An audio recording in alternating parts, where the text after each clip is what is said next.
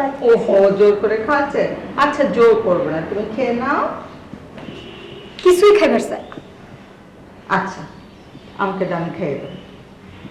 আচ্ছা আমি খাবো, কিন্তু আমাকে জুজু বুড়ির গল্পটা বলতে হবে। চলো আজ তোমাকে ভালো সেজে খাওয়াবো, ঠিক আছে?